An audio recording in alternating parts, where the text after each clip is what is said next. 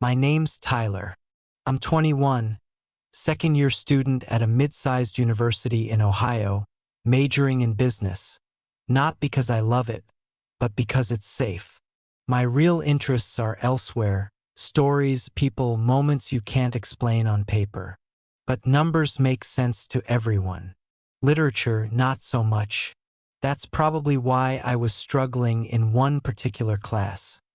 Contemporary American literature. It wasn't just that the class was hard. It was that the professor, Ms. Reed, had a way of looking at you that made you feel like she already knew whether you were telling the truth or pretending. She didn't accept fluff. No surface-level answers. If you wanted an A in her class, you had to give her more than effort. You had to give her something real. I'd been skating by with B's and C's since the semester started. But after she returned our latest essay, mine marked with a brutal 62% and a note. Your voice is buried under excuses. Dig deeper. I knew I had to do something, so I told myself I'd talk to her. Just a question. Nothing weird. It was Thursday afternoon, last class before the weekend. The air outside was heavy with late fall rain, the kind that made the windows fog slightly and people stay quiet. The classroom lights buzzed low overhead. Ms. Reed wore her usual, dark slacks, a fitted sweater, reading glasses she only used when she was grading. Her brown hair was pinned up loosely, a few strands falling near her cheek. She moved through the lecture like a slow flame, never rushed, always intentional. She asked questions no one wanted to answer out loud. Not because they were hard, because they were personal. By the end of class, half the students had already packed up before she'd even dismissed them. I stayed seated. My pulse was louder than I wanted it to be. One by one, the desks emptied. Some students nodded as they passed her. She gave the same small smile each time, polite but distant. I waited until the last student walked out. She looked up from her desk. Mr. Carter. Hi. Do you have a second? She closed the folder in front of her. For you? Yes. I stood slowly, walked to the front, still clutching the essay in my hand. I wanted to ask about the paper. You said I wasn't being honest. I did, she said plainly, folding her hands. I guess I don't know what that means. She studied me for a moment. Then, with deliberate calm, she rose from her chair and walked to the door behind me. I heard the soft click as she turned the lock. That tiny sound made my spine straighten. She returned to the desk and leaned against it, arms crossed. I locked it so we're not interrupted, she said.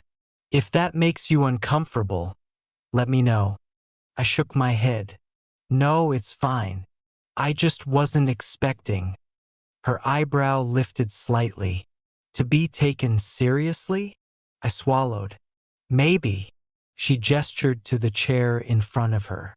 Sit, Tyler. I did. She picked up my paper, scanned the page again, and said, You wrote 3 pages about grief, but I don't believe you ever experienced it. My jaw tensed. That's not fair. She tilted her head.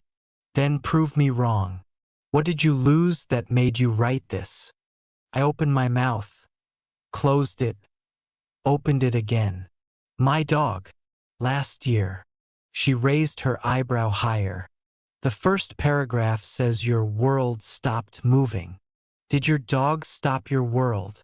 I looked down at the floor. No, I said quietly. She nodded, like that was the first honest thing I'd said. That's what I meant, she said. You wrote what sounded poetic, not what felt true. I ran my hand through my hair. I didn't think it mattered. In this room, it always matters, she said. I looked up at her then, really looked. Her expression had softened slightly, not so sharp. There was something behind her eyes I hadn't noticed before. Not pity, not judgment, just tiredness. Can I rewrite it? I asked. You can try, she replied, but I want you in it this time, not your polished version of yourself. I nodded. There was a long pause between us. The silence wasn't awkward. It was thick, like it held something we both hadn't named yet. I'm not used to people asking more from me, I said, mostly to myself. She smirked faintly. Most people don't. She turned and walked slowly toward the bookshelf behind her desk, her heels clicking softly on the floor. You know, she said without facing me, you remind me of someone I used to teach years ago. I didn't respond. He always stayed after class too, said he just needed clarification. But what he really wanted was connection. I swallowed. Did he get it? She turned to face me. He got what he was ready for. Her words hit deeper than I expected. I stood up slowly. I should go, I said. She nodded. If you want. But she didn't move toward the door. Neither did I. For a moment, the room felt suspended in time. The soft hum of rain against the windows, the tick of the old clock on the wall, the faint warmth from the radiator beneath her desk. She stepped closer, just a foot or two, and looked at me like she was seeing past what I pretended to be. You don't have to run every time you're unsure, she said. I didn't answer. I just stood there, heart pounding, mind racing, knowing I'd be back, not just for the paper, for her. Because something about the way she said those words, calm, knowing, unshaken, made me feel like she already knew. I didn't sleep much that night. I kept hearing her voice in my head, low, calm, unshaken. You don't have to run every time you're unsure. It wasn't just what she said. It was how she said it. Like she wasn't scolding me. Like she understood something about me that I hadn't figured out myself yet. Most professors I'd met didn't speak like that. They kept a wall up, a distance. Ms. Reed, though, she didn't raise her voice, didn't fill space with unnecessary words. She waited, and when she spoke, it was like she expected the room to catch up, not the other way around. I told myself the next visit would be about the rewrite. That was the excuse. I emailed her that weekend, asking if I could come by her office on Monday instead of waiting for Thursday's class. She replied almost immediately, yes, for 30. Don't bring a draft. Bring something real. That last sentence made my hands tighten on the phone. I showed up 5 minutes early. Her office was tucked in the quieter wing of the humanities building. Old wood doors, narrow windows, low golden light through the hallway. When I knocked, she answered without looking up. Come in. I stepped inside. The office was warm and dim, books stacked neatly across the walls. A standing lamp in the corner gave everything a golden hue. A candle, sandalwood maybe, flickered gently on her desk. Her sweater today was slate gray, soft-looking, sleeves pushed up, glasses balanced low on her nose. She looked timeless, like the kind of person who didn't care what anyone expected her to be. She motioned to the chair across from her. No paper? She asked, looking at my empty hands. You said not to bring one. She smirked faintly. Good. She closed her laptop, leaned back in her chair. So, Tyler, what are you avoiding? I blinked. Excuse me? She tilted her head. Writers who lie are usually hiding from something. It shows in your structure. You circle meaning, but never arrive at it. I exhaled through my nose. I didn't realize this was a therapy session. It's not, she said, calm as ever. But writing reveals more than people realize. I leaned forward slightly. Why do you care? She raised an eyebrow. Would you rather I didn't? I hesitated. No, I said.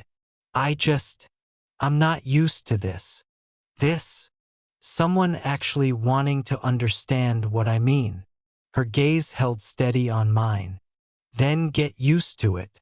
I swallowed hard. I lost someone, I said finally, but not to death. Just life. They left. And I guess I didn't want to write about that because it makes me feel stupid. Like I wasn't enough. Her eyes didn't soften the way I thought they would. She didn't rush to comfort.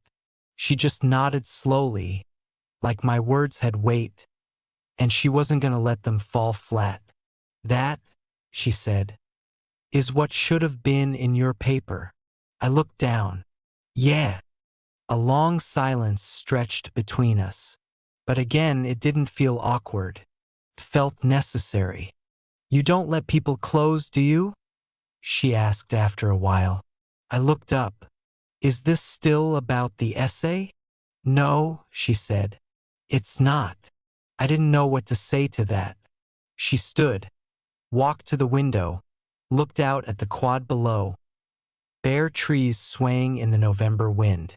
You're a good student, she said. But you live at the edge of everything, never in the middle. I stared at the back of her sweater, at the way the light made the room feel smaller, more intimate. Maybe that's safer, I said. Safe is rarely honest, she replied. She turned back around, leaning against the windowsill. I used to think the same way, she continued. That keeping things tidy, polite, professional, that was strength. But eventually, everything you push down becomes loud in other ways. There was something in her voice then. Not rehearsed, not for my benefit. Personal. You're not just talking about me, I said quietly. Her eyes met mine. No. She walked slowly back toward her desk, but didn't sit. Instead, she leaned against it, only a few feet from where I sat. I could see her more clearly now. The faint lines at the corners of her eyes. A tiny scar near her jaw. She didn't hide any of it. I realized I didn't want her to.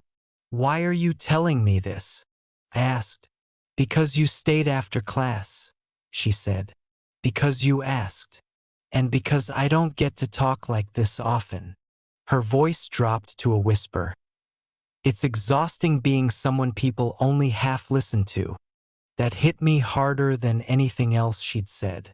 We stared at each other, not like teacher and student, not even like acquaintances, just two people standing at the edge of something neither of us had named. I stood up slowly. Her eyes followed me the whole time. I started. You can go, she said, or you can stay. My heart beat louder than the ticking clock on the wall. I don't know what this is, I admitted. Neither do I. Another silence. Then finally I stepped back. I'll see you Thursday, I said. She nodded. But before I turned to leave, she said one last thing, soft, almost like she wasn't sure if she should speak it at all. You don't always have to run. I looked back at her, and something in me shifted. I couldn't stop thinking about what she said. You don't always have to run. It echoed in the quiet moments, brushing my teeth, walking to class, staring at blank Word documents trying to rewrite my essay. And every time I thought about her office, the lamplight, the way she leaned on the desk, how she looked at me like she was the only one not pretending, I felt that same slow current under my skin. I didn't see her in class the same way after that. She still lectured with the same control, still challenged students without raising her voice. But I noticed things I hadn't before. How she'd glance at me when she asked a question. How she smiled with just one corner of her mouth when she saw through someone's half answer. How she paused, sometimes when the room got too quiet, like she was listening for something else entirely. Thursday came and I submitted the rewritten essay. This time I wrote about the person who left, the feeling of emptiness that followed. Not polished, not poetic, just honest. I didn't stay after class, but I wanted to. Instead, I waited until the next week, a Monday, when the sky was the color of dull concrete and a storm was settling over campus. A cold wind pushed through the courtyard, bending tree limbs and chasing students indoors faster than usual. At 4:27, I stood outside her office again. I didn't knock. I just stood there. Then, before I could change my mind, I raised my hand and tapped the door. Her voice came through. "Come in." When I opened it, the first thing I noticed was the light. Dim again, soft gold. The same standing lamp in the corner. A jazz record played low from a vintage turntable on the shelf. The candle on her desk was lit again. Sandalwood and amber. She looked up from a book in her lap, reading glasses perched low. Her hair was down this time, loose over her shoulders. "Tyler," she said, with the faintest flicker of surprise. "I wasn't expecting you today." "I wasn't expecting me either," I replied. She smiled, not polite, not rehearsed. Real. I closed the door behind me, quietly. She gestured to the seat across from her. "Did you want feedback on the rewrite?" "No," I said, taking the seat. "I just wanted to talk." She nodded, closed the book, and gave me her full attention. For a moment, the rain tapping the window was the only sound in the room. "I've been thinking about what you said," I began. "About not always running." She tilted her head slightly. "And I think I've been avoiding more than just writing. I think I've been hiding." She didn't interrupt. She just waited. I took a breath. Most people see me as the guy who doesn't take things too seriously. Laid back, easygoing. But it's just easier to be that than to risk being real. You do that, and someone walks away, it hurts twice as bad. Her eyes didn't shift. She didn't flinch. Instead, she said, "That's a very mature realization. Doesn't make it easier." "No," she said softly. "It doesn't." I looked at her, really looked, and asked the question I hadn't meant to say out loud. "Do you ever feel like you spend so much time holding things together that eventually you forget how to fall apart?" She didn't answer right away. Then, in a voice barely above the hum of the storm outside, she said, "All the time." She stood slowly, walked to the bookshelf and back. "Not to get anything, just to move. I've spent most of my adult life being measured," she continued. "By colleagues, by students, by the clock. Every room I walk into, I wear the same version of myself because it's the one people expect. Professional, collected, controlled." Her fingers brushed the spine of a notebook on her desk. "But sometimes," she said, "someone sees past that, and it's terrifying." I swallowed. "Do I do that?"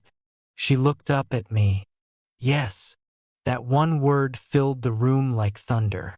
We were quiet for a long time after that. Then she walked to the window and pulled the curtain back slightly. Rain blurred the glass. "I used to think if I kept my boundaries clear enough, the world couldn't reach me," she said. "But lately, I've been wondering if those boundaries are just another kind of wall." I stood. "Do you want them to stay up?" She turned to face me, and in that moment I saw all of it, the strength, the fear, the longing. "No," she said, "not with you." The space between us wasn't large. I took one step forward. She didn't move away. My hand hovered near hers. not touching, just close enough to feel the heat.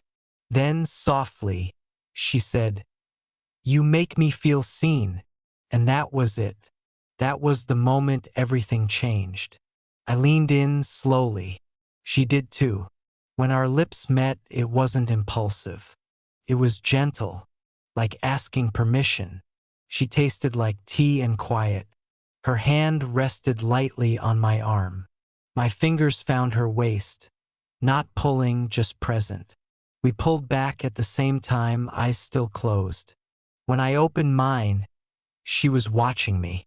"We shouldn't be doing this," she whispered. "I know, but I don't want to pretend anymore." "Me neither." She reached up, tucked a strand of hair behind her ear, and said nothing more. The silence spoke for us. I stayed a little longer that night. We didn't cross any further lines. No promises, no drama. Just two people who had finally stepped into the middle of something they'd circled for too long.